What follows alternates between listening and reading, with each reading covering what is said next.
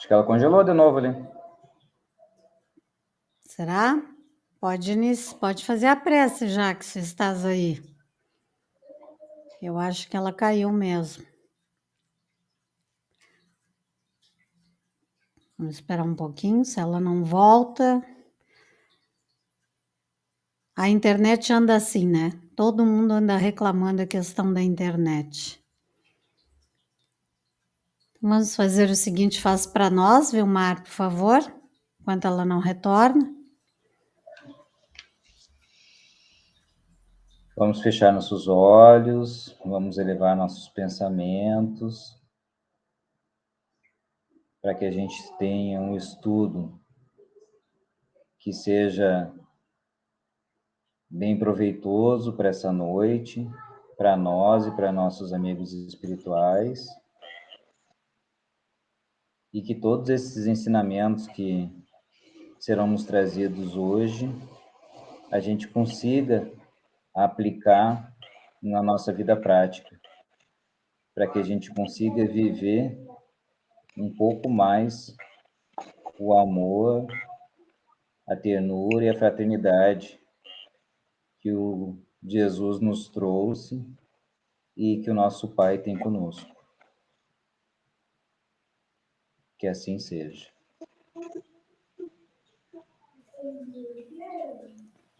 Que assim seja. Eu acho que ela caiu mesmo. Ah, voltou. O Eu tô Vilmar, pelo celular. o Vilmar fez a Só para nossa fazer prece. a prece, né? Ela não quis Tá fazer, bem. Vilmar. Ela vai fazer no encerramento. Mas não vamos contar para ela não se atirar no chão de novo. Tá Então, bem, tá bem. então vamos lá aqui. Já que semana passada tu não estava, não sei se chegasse a dar uma olhadinha lá no YouTube. Às vezes não Não, dá, ainda não né? O consegui. pessoal não tem tempo, É, né?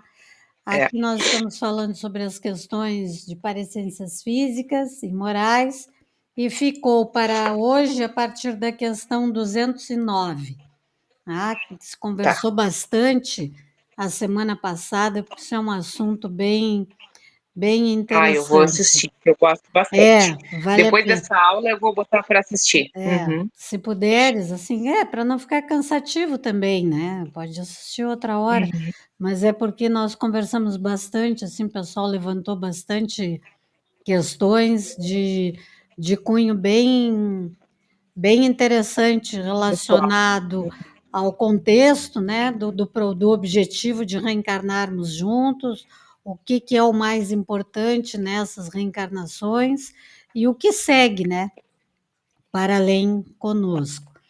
Então, ali na questão 209, a pergunta feita a Kardec é: por que de pais bons e virtuosos, desculpe, nascem filhos de natureza perversa? Por outra, por que é que as boas qualidades dos pais nem sempre atraem por simpatia um bom espírito para lhes animar o filho? Aí vem a resposta. Não é raro que um mau espírito peça-lhe sejam dados bons pais, na esperança de que seus conselhos o encaminhem para a melhor senda, e muitas vezes Deus lhe concede o que deseja.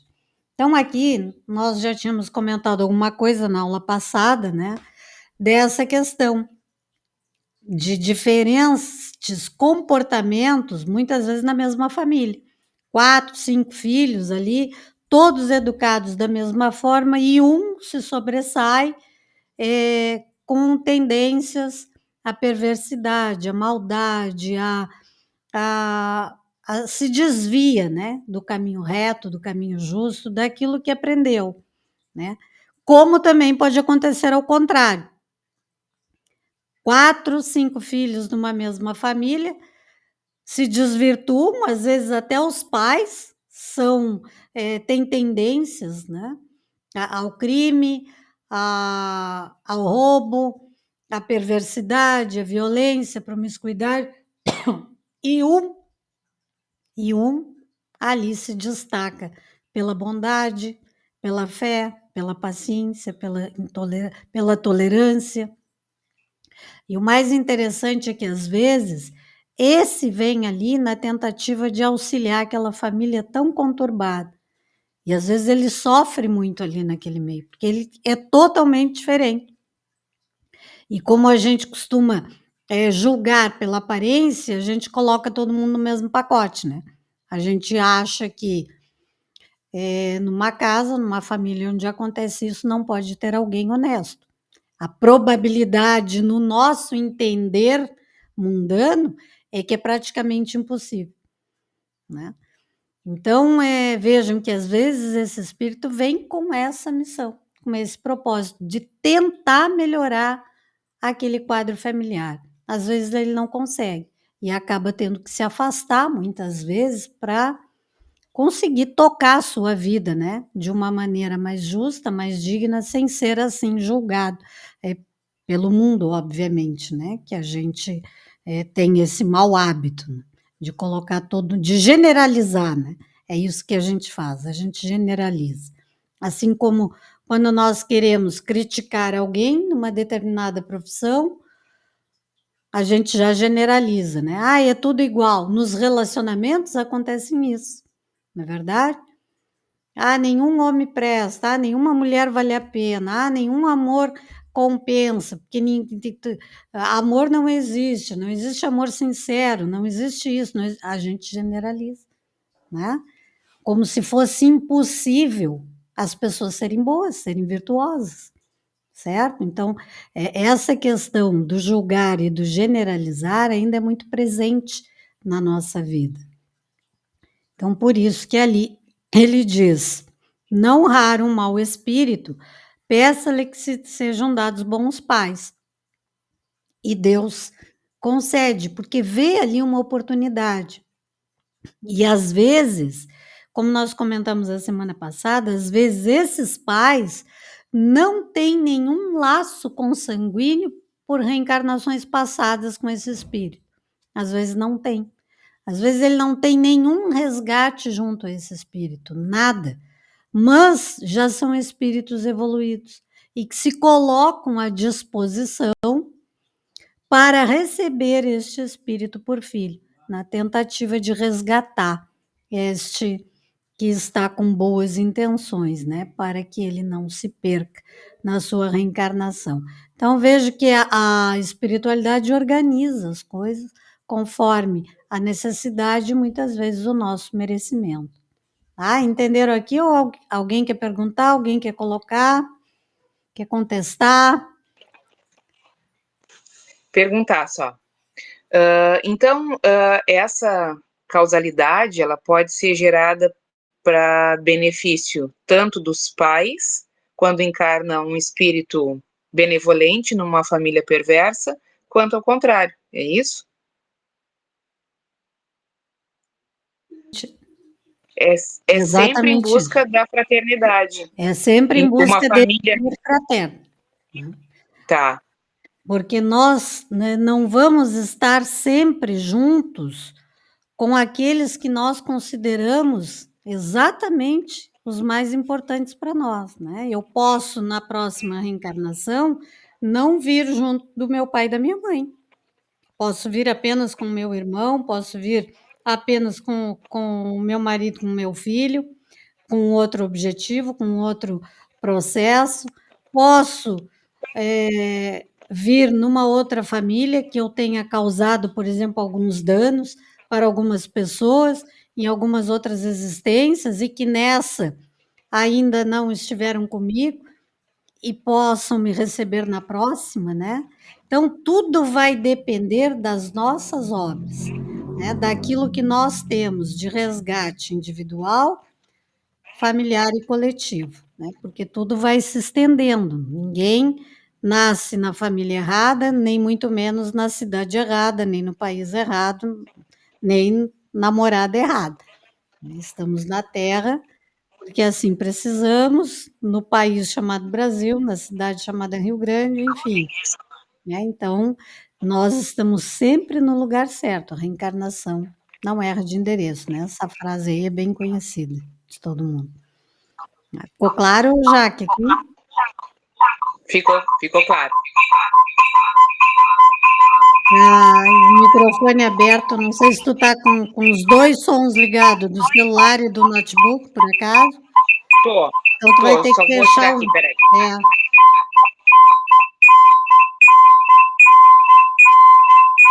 Só um pouquinho, Carlos, eu vou fechar.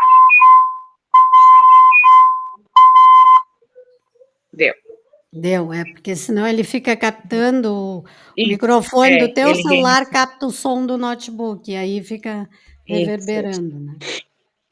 É. Mais alguém?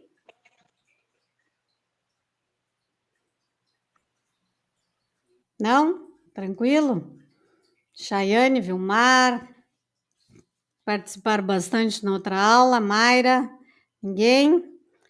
Dona Naura, seu Vilmar, tá tudo tranquilo? Pode falar, dona Naura, fica à vontade. Essa questão dos pais receberem espíritos que não são a mesma linha, vamos dizer assim, de comportamento, de sentimentos que eles são acostumados, eu acho que não é por acaso também. Mesmo que eles já estejam um pouco adiantados, algo eles se... Porque eu acho que ainda no nosso planeta é muito difícil ter alguém em missão, né? Sim, acontece, mas tem. Acontece, mas tem. A grande maioria está vindo em resgate, né?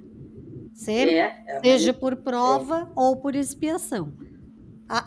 Toda expiação toda expiação é uma prova, mas nem toda prova é uma expiação. Mas são raros os casos, mas acontece.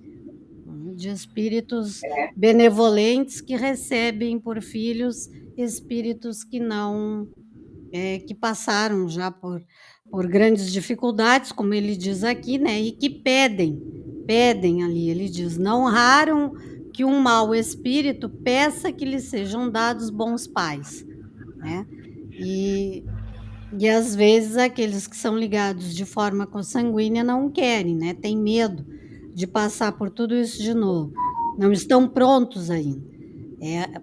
É raro, acontece, mas acontece, porque nós temos muitos espíritos bons. É que nós entendemos por espíritos missionários, dona Naura, normalmente aquelas pessoas que vão se destacar, que vão aparecer. Um Bezerra de Menezes, um Chico Xavier, uma Madre Teresa, mas tem muitas pessoas boas no anonimato que se colocaram nessa situação, que receberam espíritos assim. Só que a gente não conhece. Às vezes é um vizinho, às vezes é alguém que frequenta a casa espírita, às vezes é alguém que o filho frequenta a mesma escola dos nossos, só que a gente não sabe, né? Nós desconhecemos o processo reencarnatório de cada um. Só que a gente tem que entender que o espírito missionário não é só aquele que vai se destacar, né? Que vai se tornar uma pessoa famosa, conhecida. Não. Tem aqueles que trabalham bem quietinhos, bem tranquilos no seu cantinho, fazendo o seu trabalho silenciosamente. Pode acontecer, porque sim. A gente vê na casa espírita, as pessoas veem assim, mas o que será que eu fiz para ter um filho assim, sabe? Às vezes envolvido com outras substâncias, com Sim, mas aí são resgates, são espíritos que vieram, que já pertenceram a grupos assim, e que provavelmente recebem justamente naquela lei de causa e efeito, né? Que em outras existências, pode ter sido aquele que causou o dano, aquele espírito, né? Mas a grande maioria daqueles que vêm em missão, dificilmente eles vão fazer esse tipo de comentário. Dificilmente eles vão reclamar daquilo que eles têm para passar. Que eles intimamente ninguém está no lugar errado, né? Não, claro que não. Mesmo estes que estão em missão. Mesmo estes que estão em missão. Qual é a diferença? Que estes que estão em missão, eles já, por serem um pouco mais evoluídos, eles intuitivamente, eles sabem daquilo que eles se colocaram de uma forma voluntária para passar. Então, dificilmente eles reclamam.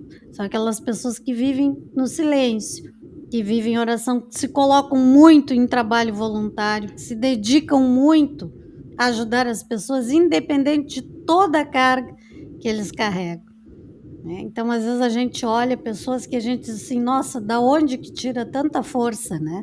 Passa por tantos problemas, nunca se queixa. Pode desconfiar que ali, às vezes, tem alguém que vem prontinho para passar por tudo isso de forma serena, tranquila e ser um vencedor, né? Então, que nos foge essa percepção, né? Normalmente nos foge. A nossa tendência é observar só aquilo que as pessoas reclamam.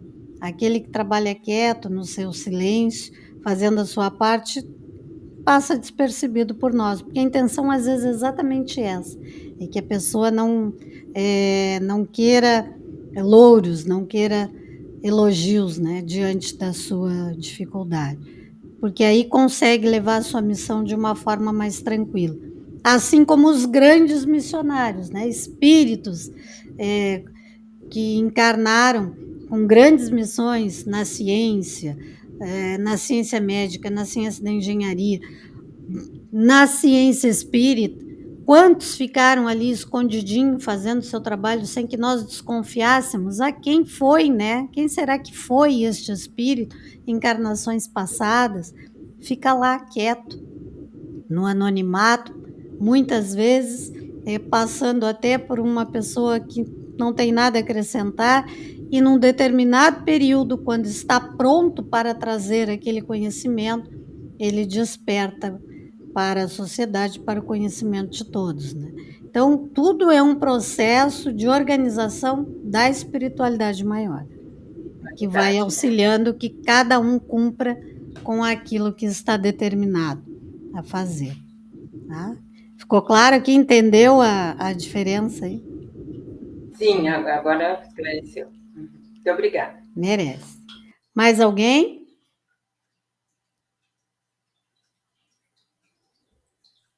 Então vamos lá. 210. Pelos seus pensamentos e preces, podem os pais atrair para o corpo em formação do filho um bom espírito, de preferência um inferior? Não, mas podem melhorar o espírito do filho que lhes nasceu e está confiado. Esse é o dever dele. Os maus filhos são uma provação para os pais. Então aqui, ó, uma pergunta já um pouco diferente, né? No sentido de que no período da gravidez, às vezes, a gente pode achar que por preces e pensamentos os pais podem atrair um outro espírito para aquele corpo. Ai, quero que venha um espírito bom, um espírito justo, caridoso, que vai ser responsável, que vai ser temente a Deus, que vai ter fé, que vai, enfim, vai se preocupar com a família, vai estudar, vai ser bom filho, vai ser bom isso, bom aquilo. Mas nada disso vai modificar aquele que já está comprometido para reencarnar ali. Não há uma troca, entendeu? Se olha, não, eles estão pedindo tanto, eu vou trocar. Em vez de mandar a dona Naura, eu vou mandar o seu Vilmar, né?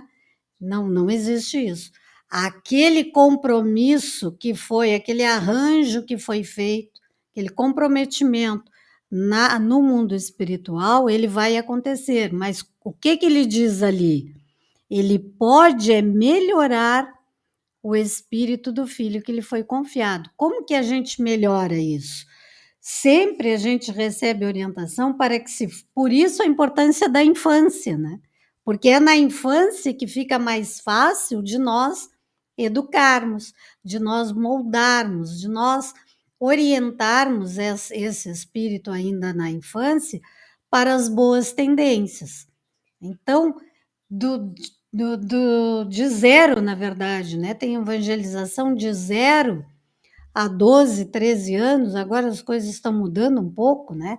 Mas a evangelização infanto-juvenil, ela vai até 16, 17 anos. Tá? Depois, parece que a partir dos 18 já entra na evangelização de adultos. Mas vamos pegar aqui a fase da infância, tá? De 0 a 7, 8 anos, que é quando o espírito está se familiarizando, está aprendendo, se adaptando com o seu meio familiar. E é aí que a gente vai educar, vai ensinar, vai apresentar Deus, de preferência levar para evangelização na casa espírita, na casa de umbanda, na igreja, no templo evangélico, não importa onde.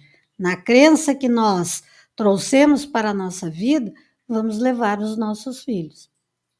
Ah, mas eu sou da opinião que o filho tem que escolher religião por ele mesmo. Mas quando nós levamos um filho para ser alfabetizado, nós não estamos determinando a ele, naquele período, qual a profissão que ele vai ter. A evangelização, na crença que nós estamos frequentando, ela serve para estimular aquela criança ao desenvolvimento da prece, do conhecimento das leis divinas, de entender o que é Deus, quem foi Jesus, dentro das suas crenças. Aqui estamos propriamente falando de crenças cristãs. Depois, quando ele tiver idade suficiente, que ele tiver por livre-arbítrio, ele decidir que ele vai seguir outra religião, aí é a escolha dele, mas a semente da fé, a semente daquele Deus que a gente apresenta para a criança, daquele Jesus amigo, daquelas leis divinas que importam na nossa construção do homem de bem, essas foram apresentadas. Né? Entenderam aqui a importância disso, dessa evangelização, dessa maleabilidade que nós temos que aproveitar ainda na criança? Entenderam aqui? Uhum. Eu só queria reforçar, né, Carla, porque a gente escuta muito de verdade, assim, principalmente a gente que está semanalmente em contato com as pessoas dentro do terreiro, de dizerem, eu não trago meu filho, eu não apresento a religião para o meu filho, porque eu deixo que ele escolha a sua própria religião. A boa intenção existe dos pais ali, né, de dar uma oportunidade de escolha para os filhos. Só que uma coisa que a gente reforça muito aqui dentro do terreiro é que o mal, né, a sementinha do mal, ele não tem essa mesma cerimônia. Ele não vai esperar que a pessoa escolha ser mal. Ele vai oferecer o mal, ele vai mostrar o mal, ele vai mostrar o caminho do desvio. Então, eu acho que é responsabilidade dos pais também fazer a sua parte, apresentar o caminho do bem, apresentar a religião. Se a criança, de fato, vai querer na juventude seguir aquela religião, aí é uma escolha dela. Mas o pai tem que apresentar, sim, a Deus, Jesus, enfim, a crença cristã para o seu filho, para que ele tenha, de fato, escolha quando for apresentado o caminho do desvio. Exatamente. Senão ele não terá opção, né? Senão ele não terá opção. Ele será uma vítima, por assim dizer, bem fácil do mal.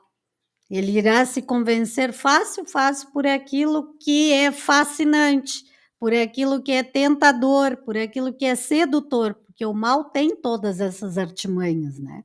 Ele é sedutor, ele é bem articulado, ele é bem resolvido, ele te dá caminhos fáceis, e isso aí na adolescência é fácil de acontecer, é muito fácil, né?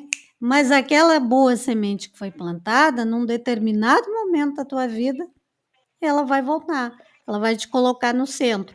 Pode até não acontecer nessa encarnação, mas num determinado, porque tudo que a gente aprende permanece conosco. Então, num determinado período da nossa vida, ela irá despertar. Nós vamos entender o que aquilo que nos foi ensinado significa e o que representa na nossa caminhada evolutiva. Então, é essa importância, né? Por isso que ele diz, eu não posso mudar o espírito que vai encarnar naquele corpo, eu já estou comprometido, mas eu posso, sim, mudar, melhorar e estimular cada vez mais a evolução para o bem daquele que eu recebi por filho. Aliás, é nosso dever, né? O que fizestes dos filhos que vos confiei.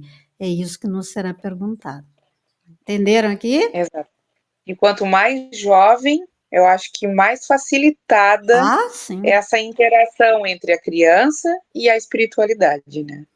Exatamente. Até porque hoje em dia o processo contrário está chegando muito mais cedo nas crianças, né? Muito mais cedo. Cada vez em mais tenra idade eles são assediados por aquilo que não é bom, que não é justo, que não é correto, e está presente, por mais que nos doa reconhecer, está presente naqueles em quem nós confiamos muitas vezes os filhos, né? Está presente nas escolas, está presente às vezes num curso, numa escolinha de educação física, de qualquer esporte, né? Está presente numa escola de música, numa escola de teatro. Então, a gente busca orientações instrutivas, educacionais para o E filho, muitas daquela vezes até nas famílias. Sim, exatamente. E muitas vezes essas crianças, nesses locais que nós confiamos a sua educação, a sua evolução intelectual, ali eles são assediados por processos, né, que despertam neles já em tenra idade para coisas que não são boas, né, que não são edificantes. Como também, como disse, eu acho que foi a Maura, né, que falou agora, na própria família. Às vezes, na própria família, nós encontramos Não, pessoas. Andréia. Andréia, obrigada, Andréia, que não apareceu aqui o quadrinho para mim. Algumas pessoas dentro da própria família fazem questão, às vezes, de desvirtuar, né, as crianças. Em várias questões, né? Em várias questões. Né? Em maus hábitos, em desaforos, em afronta com os pais, em questões de bebidas, de vícios. Tem crianças aí, crianças mesmo, não estamos nem falando de adolescentes, crianças aí de 8, 9 anos, usuários, né? De drogas, de bebidas, coisas muito tristes. Assim, meninas com 9 anos de idade engravidando, uma criança, né? Então, a gente, pai e mãe, pais ou responsáveis, não importa a constituição familiar, né? Hoje nós temos vários grupos de constituições familiares, então, seja quem for aqueles responsáveis que receberam uma criança de forma natural ou por adoção para o seu filho, eles têm responsabilidade com aquele espírito no caminho do bem. E isso será cobrado, não tenhamos dúvida disso. Assim como evangelizadores, professores, educadores, todos, de uma forma geral, todos nós temos responsabilidades de uns para com os outros. E isso é muito sério, né? Isso é muito sério. Mais alguém? Quando eu disse que a família, eu até falei, porque eu sou professora, né? E tu escuta muito a repetição dos filhos, tipo, professora, tu não me manda, tu não é da minha família. Mas não é uma questão de mandar, né? A gente não quer mandar, a gente só quer educar. Educar, o que eu digo, não o que a mãe vai fazer em casa, né? Mas o que eu tenho que fazer na escola. Exatamente. Só que as crianças não aceitam. Então, tá Exatamente. muito difícil de trabalhar. Tem que ter o jogo de cintura. O jogo de cintura, porque chegamos num ponto, né? Aqui não vamos entrar no mérito dessa questão, porque ela é muito extensa, né? Mas chegamos naquele nível assim, que tudo vira processo. Então, se o outro dia eu estava vendo uma nota aí que saiu, acho, no Instagram, acho que uma secretaria de educação, não sei onde foi, orientando os professores para terem cuidado com as palavras que vão usar para chamar a atenção das crianças. Porque, o que está acontecendo? Tem pais, aquele tipo de pai, né, que acha que professor não tem que chamar a atenção do seu filho, que seu filho é um santinho, né, que é aquela criança mais querida, doce e obediente que existe na face da terra. e que o professor não pode chamar a atenção desse filho. Então, imagina, como a Andréa disse, tem que ter muito jogo de cintura. Em contrapartida, também tem aqueles pais que, às vezes, dão educação, ensinam, orientam, respeito e tudo, e a criança chega na escola e ouve coisas, às vezes, de professores que desvirtua completamente a cabeça da criança. A criança não sabe o que é mais certo, o que é errado, ela já não sabe mais nem quem ela é, né? Porque vem com algumas ideologias que não condizem muitas vezes com a capacidade neural. Aí nós vamos entrar na área da Chayane, que vai poder explicar isso melhor, né? De neurociência. Não, é sério isso, gente, né? Porque o lobo frontal aqui já ficou comprovado que é onde são tomadas as nossas decisões importantes da vida. E ele fecha atualmente lá por volta de 24, 25 até 26 anos de idade. Aí, como que vocês acham que uma criança de 8, 9 anos de idade tem condições de decidir alguma coisa por si mesma? Né? De dizer, não, eu sou rosa, eu sou verde, eu sou... Né? Não existe isso. Então, a cabeça de uma criança fica totalmente atrapalhada. E isso tem que ser, já te passo aí, Shane, só um pouquinho, tem que ser totalmente respeitado. Nós estamos vivendo momentos em que nós queremos sair do totalmente proibido, totalmente liberado, sem diretriz, sem orientação. Está todo mundo perdido. Aí fica, todo mundo briga, todo mundo se xinga, todo mundo se ofende, porque tu não me entende, porque tu não me aceita. Não é nada disso. Todo mundo tem o direito de ser aceito naquilo que deseja ser na sua vida, mas que essa decisão seja tomada de livre-arbítrio, sem pressão e com responsabilidade. Vou perguntar uma coisa para vocês antes da Chayane falar. Se um filho quiser fazer uma tatuagem no corpo e ele não tiver 18 anos, ele precisa da assinatura dos pais, não precisa? Vocês que têm tatuagem, eu sei que aqui a Jaque tem tatuagem, tem mais alguém que tem. Precisa, não precisa? Agora imaginem ele fazer uma cirurgia que será definitiva para o resto da sua vida. Como é que ele pode decidir isso com 8, 9 anos de idade? Não é verdade? Então, o que a gente tem que fazer? Olha, tu queres isso para ti? Vamos conversar, vamos orientar, vamos amadurecer a ideia, e quando tu chegar na idade, tu decidir por ti mesmo, aí é outra história. Mas um acompanhamento disso tudo, de forma educada, de forma equilibrada, de forma serena, porque assim como uma tatuagem não sai mais do nosso corpo, não tem como voltar atrás em outros tipos de questões que a gente escolhe, não é verdade? Pode falar, Chayane. Essa semana eu estava lendo sobre essa questão do desenvolvimento neurológico mesmo, não é? E realmente esse desenvolvimento cognitivo, principalmente a questão de valores, as conexões neurológicas, elas vão estar completas a partir dos 24 anos. Até lá, essa rede de conexão, ela vai sendo... Ela vai sendo formada. E quando o bebê nasce, cerebral é de menos de 25%. O restante é no desenvolvimento do tempo. Eu lembro que essa informação eu li a primeira vez quando eu estava grávida da Helene e fiquei apavorada. Mas é verdade. Até então eu estava indo bem. Quando eu cheguei nessa parte, meu Deus, a responsabilidade que eu tenho que ler mais. Muito grande. E foi aí que eu comecei a buscar mais. E da pós, essa semana eu li alguma coisa relacionada a isso daí. Depois, se puder mandar, eu gosto muito dessa parte, já tinha conversado contigo isso a semana passada, que eu tinha até procurado para fazer algo nesse sentido, né?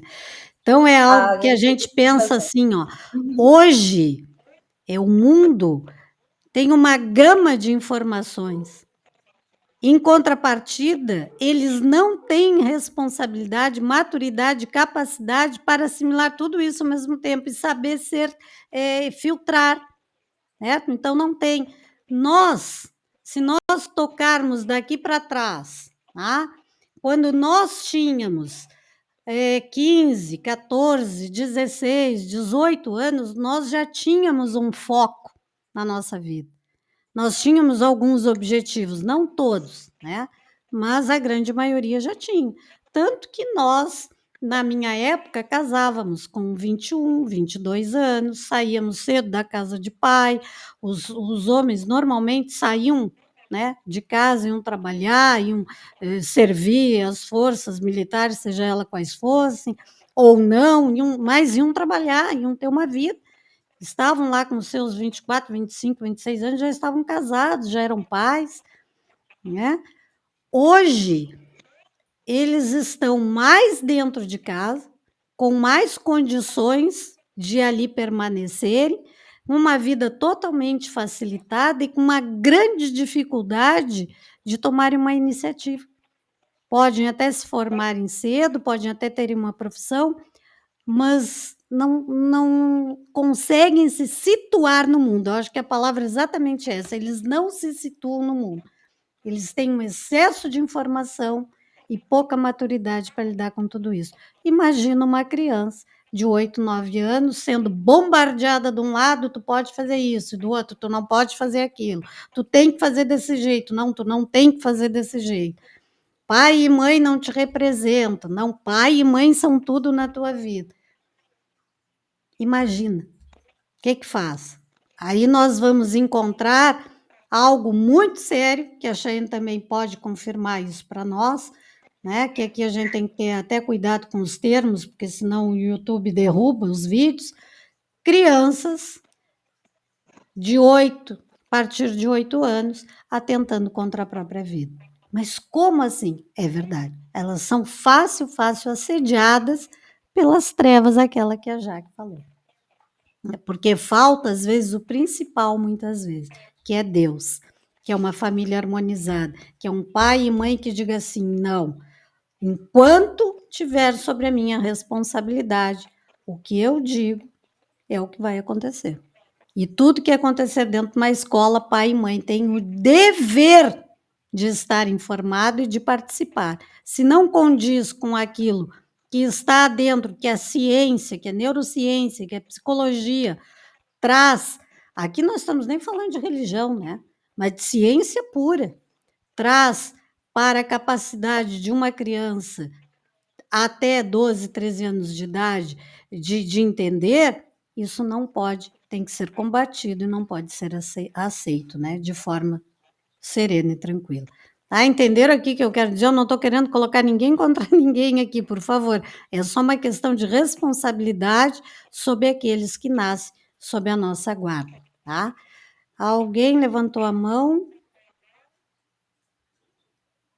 Deixa eu ver quem foi aqui. A Jaque, mas antes da Jaque, eu acho que foi a Mayra. Mayra, Isso, Mayra. Isso. Não, eu falou justamente isso aí. É que hoje em dia tudo é na internet, né? Então, assim, eu acho que pai e mãe transfere muito a capacidade de educar e deixa muito à vontade. Não quer ter o trabalho de educar, de transmitir, dizer o não. O não é a palavra mais correta que existe. É o não, não é barganhar, é o não por quê, não por quê. Explicar o não por quê, não barganhar, não vou te dar isso porque eu vou te trocar por isso. Não, é o não por quê. A corrupção já começa dentro de casa, né?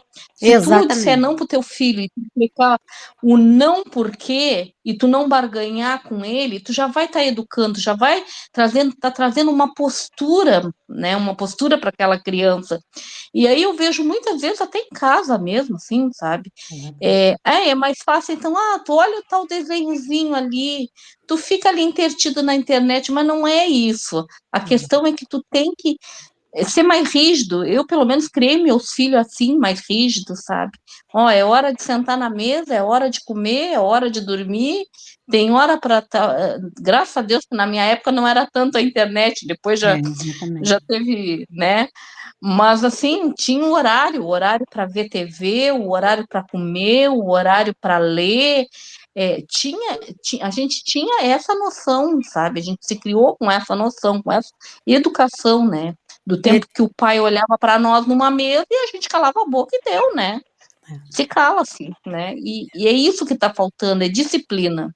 Disciplina, É a fala. disciplina. A gente tem que entender também que as coisas, muitas vezes, eles repetem exatamente aquilo que eles recebem, né? Então, como tu dissesse agora, se há uma barganha, que ele vai fazer? Ele vai copiar isso aí. Ele vai barganhar lá na frente, né? Ah, eu posso até não estar fazendo certo, mas eu vou jogar. Olha, se eu fizer tal coisa, eu posso fazer tal coisa? Ah, até pode. Por quê? Porque assim ele viu, né? Assim ele entendeu. Então, o que falta? Exatamente o que tu dissesse, é o diálogo. É não. Tá, mas por que é não? Então, eu vou te explicar por que é não. Se tu vai entender ou não, é outra história. Mas é não por causa disso e disso e disso. Mas não dá? Não, não dá. Né? Então, mas por que não dá? Por isso, por aquilo. Porque senão, o que acontece? Todas as vezes que eu disser um não e simplesmente eu disser assim, não, é não porque eu estou dizendo. Né? Então, ele vai usar da mesma forma, vai usar da mesma teoria. Né? Então, a gente tem que... Porque hoje eles são muito espertos, né? Hoje eles vêm com essa capacidade de informação. Então, eles querem a resposta, eles não querem simplesmente a imposição daquela autoridade, eles querem entender como funciona. E isso a gente tem o dever de colocar.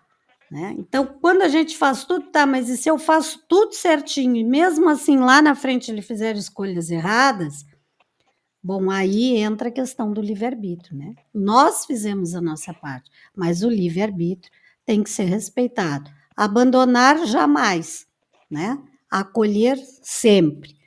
É mais ou menos como a lei da medicina, né?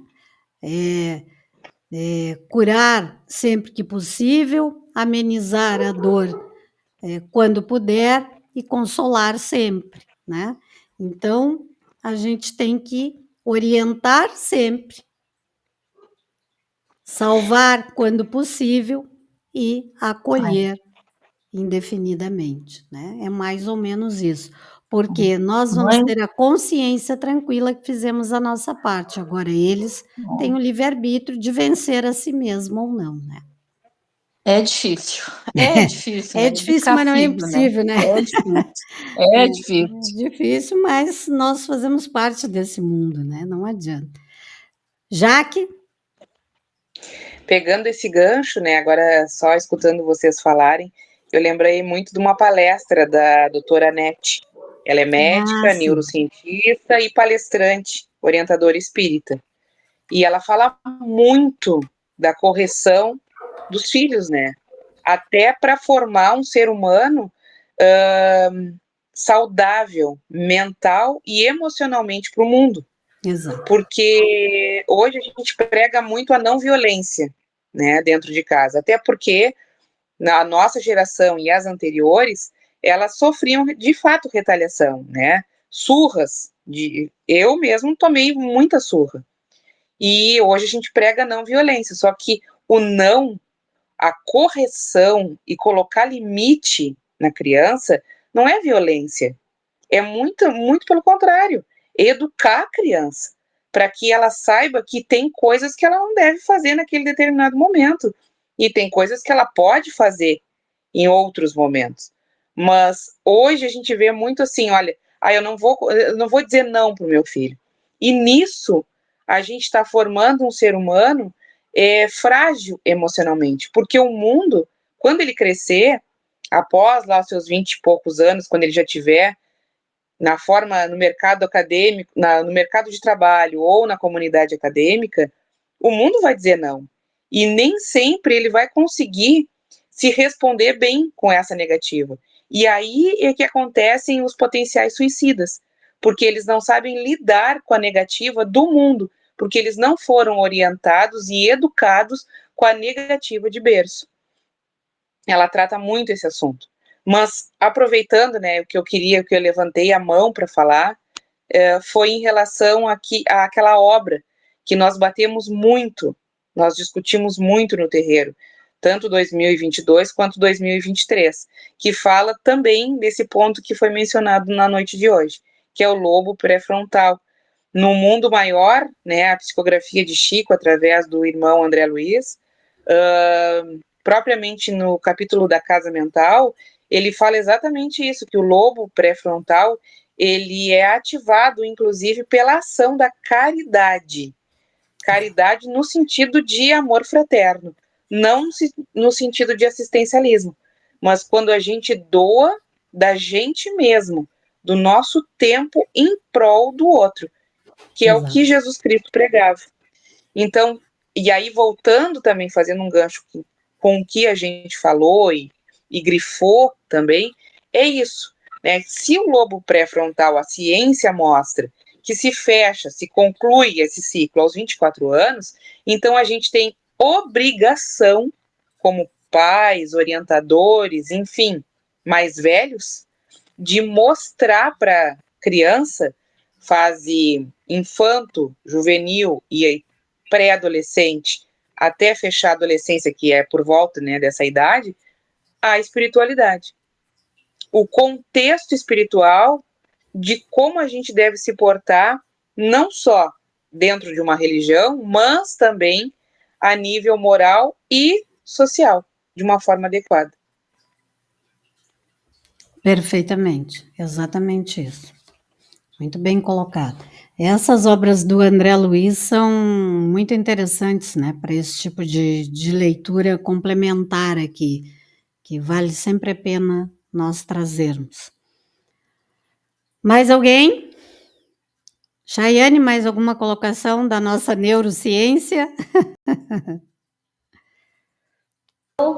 Informação, por favor, está começando. Mas as regras para as crianças, elas gostam. Uma vez mantido uma rotina, a criança ela se estrutura melhor na rotina do que no caos. Elas já acordam, elas aqui em casa tem a rotina de toda semana, o que elas vão fazer, elas mesmas já vão. Teve um dia que elas ficaram com o velho, e daí ele tá aí agora, o que a gente faz? Eu tava numa reunião, acho, no curso, não me lembro. Só um pouquinho que a gente vai ver. Ah, agora é hora do banho. Banho, se foram pro banho. Então, ela se estrutura. Claro que tem momentos que querem olhar mais televisão do que o tempo. Claro, isso é normal, também nada que também... Tá se formando, não é? Mas a gente coloca, assim, meia hora de televisão por dia para cada uma. Só que é meia hora de tudo, não é? Então, assim, mesmo em férias e tal... e não são todas as noites que tem televisão também. Tem o dia do jogo, o dia da leitura. Hoje, elas têm 1 hora de televisão, porque é o horário que a gente está no curso. Exatamente. Então, assim, e agora, isso aí é bom, é um bom exemplo. De poder explicar para elas que vocês não estão barganhando, não estão facilitando, mas porque vocês estão aprendendo também para poder ensinar alguma coisa nova para elas. Né? Então, elas estão observando que vocês estão estudando. E às vezes eu estou estudando alguma coisa de disciplina positiva. Mãe, mas o que tu está estudando? Eu estou estudando como ser uma mãe melhor. E ela, mas mãe, tu já é maravilhosa. Eu, não. Eu tenho que aprender muito. Então, eu estou estudando para conseguir ser melhor. Exatamente. Melhor mãe, melhor pessoa, melhor para o mundo. Isso eu preciso me instruir para te ofertar mais. E é bom que elas fiquem perto, que eu vejo que elas chegam aí, porque às vezes o pessoal diz assim, a criança atrapalha. A criança não atrapalha nunca na casa espírita. Nunca. Né? Pode falar, pode deixá-la falar, pode deixá-la perguntar. Por quê? Porque elas estão captando isso aí. O espírito está ouvindo isso. Ela pode até nesse momento parecer que ela não entende, mas o espírito está captando aquilo que está sendo comentado aqui. E fica gravado. Fica em desdobramento. Tipo, elas vão para em desdobramento, esse espírito sai. Elas vão para o Pilates. Então, elas entendem que nada para elas é proibido, porque vocês não estão fazendo nada errado. Pode ser até que ela pergunte e vocês digam, não, agora vocês não têm muita condição de entender isso. Né? Mas não precisa retirar daí, porque pode achar que, não, vai fazer barulho, vai perturbar. Não, não perturba nunca. Uma vez, eu costumo contar isso, uma vez, Foram 2 situações engraçadas que aconteceram comigo na casa espírita. Uma, eu estava fazendo a exposição e tinha uma menininha sentada no colo da mãe, assim, e ela estava inquieta, ela se mexia, eu acho que tinha uns máximo 3 aninhos e meio, assim. E ela se mexia e queria descer, e a mãe não deixava ela descer, e aquele nhan, sabe aquela coisa. E eu vi que a mãe estava ficando nervosa com aquilo. E numa dessas ela se desvencilhou, conseguiu escapar do colo da mãe, e a mãe foi sair correndo e eu fiz assim com a mão. Deixa ela. Quando eu fiz assim com a mão, porque às vezes, na tentativa de querer pegar a criança, atrapalha mais do que se deixar a criança. Ela vai perceber que não tem muito o que ela fazer ali, né? Não tinha onde ela se machucar, deixa ela caminhar, não tem problema nenhum. E ela veio na minha direção.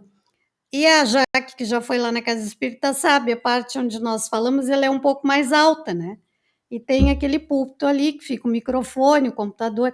E ela parou na minha frente, assim. Ela parou e levantou os olhinhos e ficou parada me olhando. Eu não queria olhar para ela para não rir. Porque eu digo, eu vou dar corda para a criança, eu vou deixar a criança mais solta ainda, não vai dar certo. E ela me olhava e ria e fazia assim com a mãozinha. Aí quando eu olhei para ela, ela fez a volta. Ela fez a volta, se abraçou nas minhas pernas e ficou ali até eu terminar a palestra, até eu terminar a Ai, que exposição. amor. Aí a mãe dela foi levantar, eu digo, não, deixa ela aqui. Ela sentou e ficou ali, abraçada. De vez em quando ela olhava para cima e eu, disfarçadamente, passava a mão assim no cabelinho dela e ela ali quieta. Então, são coisas que às vezes a gente sabe que a criança vê, né? Sabe-se lá quem ela não enxergou ali junto comigo enquanto eu estava fazendo trabalho, porque ela olhava e ria. Alguma coisa ela estava achando interessante. Eu digo, até os espíritos nessa hora, eu acho que resolveram brincar com ela, né? Para deixar ela calma, porque ela estava inquieta no colo da mãe. Eu sei que ela saiu dali, quando ela foi para o passe, ela dormiu. A mãe pegou ela no colo, ela ficou quietinha e dormiu.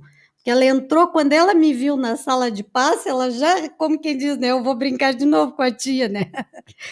Aí ela se encostou na mãe, assim, começou a receber o passe e dormiu no ombro da mãe. Assim.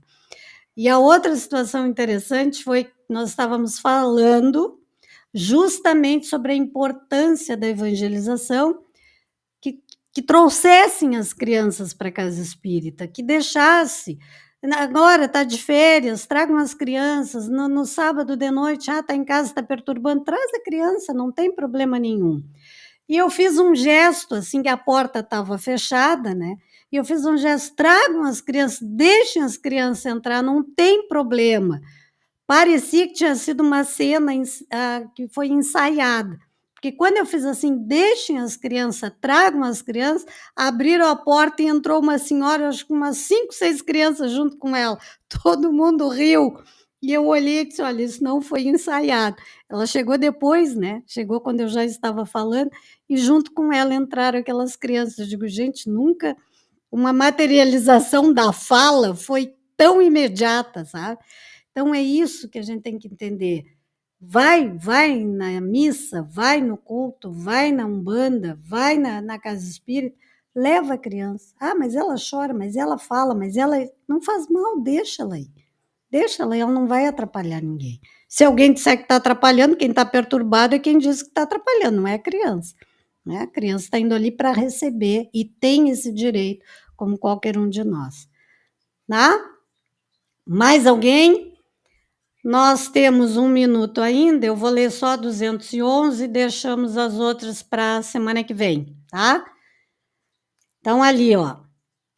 Donde deriva a semelhança de caráter que muitas vezes existe entre 2 irmãos mormente gêmeos? São espíritos simpáticos que se aproximam por analogia de sentimentos e se sentem felizes por estar juntos, tá? Então, às vezes, irmãos gêmeos, né? Nascem e eles trazem entre si uma simpatia, uma afinidade tão grande que muitas vezes tudo que um gosta, o outro gosta também. Tudo que um decide, o outro decide também. A profissão que um escolhe, o outro escolhe também. Mas isso é regra? Não.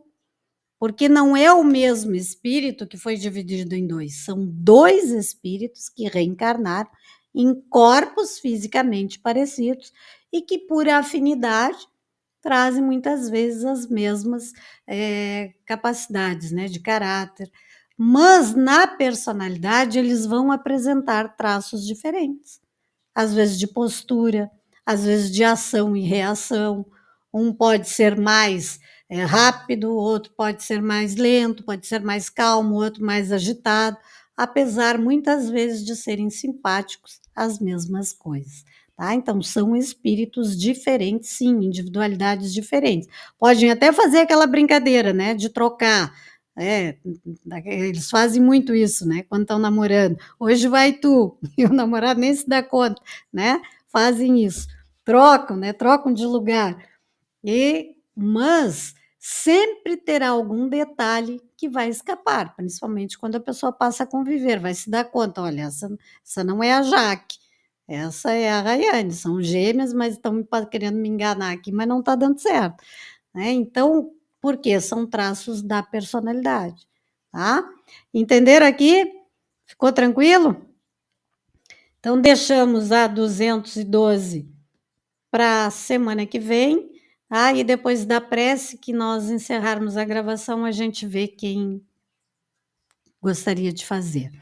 Então, né, Vilmar, já ficou decidido que a Jaque vai fazer a prece final, né? Tudo contigo, a não ser que mais alguém tenha alguma coisa para comentar, para perguntar.